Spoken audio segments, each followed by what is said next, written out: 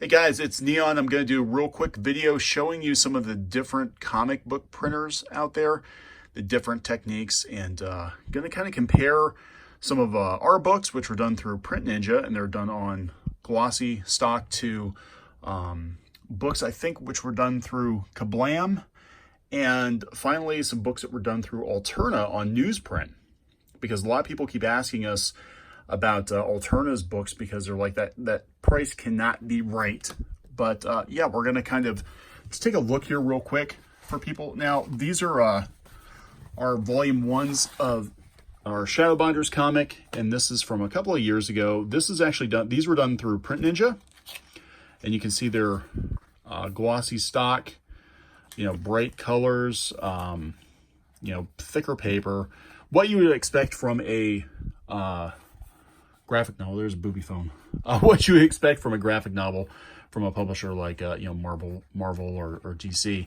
You know, these books obviously wound up costing us, like, I think they were like $4 or $5 a piece. We usually sell them for about 15. This is about 164 pages.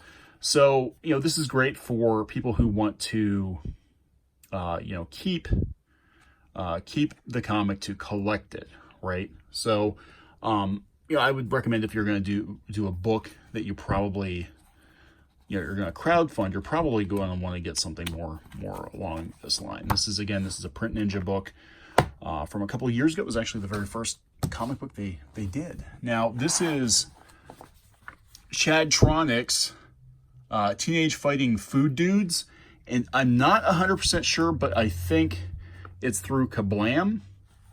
And again, it's got the glossy stock, the heavier paper, but these books are pretty expensive, I'm sure, per piece. Now, you know, I'm not 100% certain if it's Ka-Blam, but it feels like a Ka-Blam book to me. And they do a good job, but they are pretty pricey. I mean, it's, you know, a couple bucks a book. It means you have to charge, I think he's charging $5 a book for a 32-page comic. I'm not 100% sure, but that would be what I believe to be a Ka-Blam book. Now, this is one we get a lot of questions about, and I didn't have any really recent Alterna books, you know, despite the fact that we've had Beat or Samedi on the channel a couple times. So I went out and we bought, I think, all of May's books, and this is newsprint. This is which one's this? Mighty Mascots #1, which I really do like the art in this book quite a bit.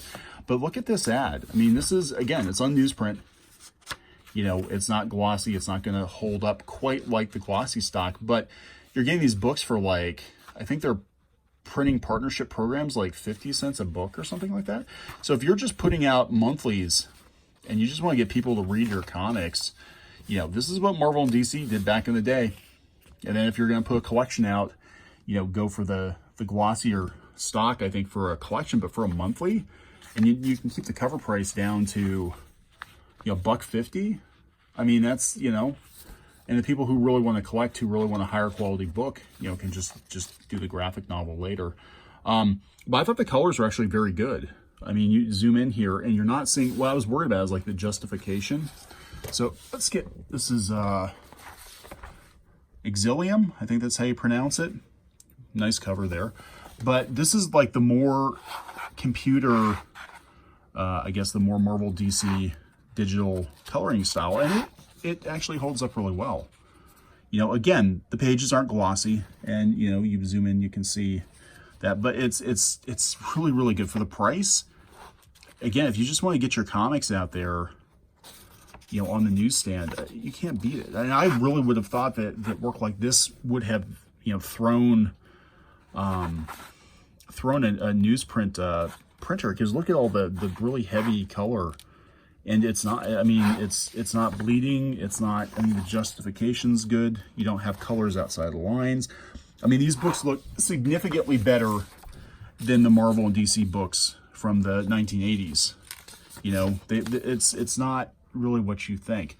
So again, it comes down not even to the print quality so much as the paper quality. Like, these books are not obviously going to hold up as well as a graphic novel. You know, here you can see really up close, but they're not going to hold up as well as a graphic novel printed on glossy stock. But if you want to do monthlies, it's a really good option, I think. Again, we'll take one last look. I think this is a Ka-Blam book.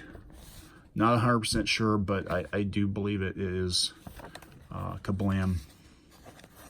You know, thicker pages, very sharp, glossy, and of course our own graphic novels from Print Ninja. Glossy stock. So, all right, guys. So, just thought we would give you a quick look at kind of the difference between printing, and we'll talk later.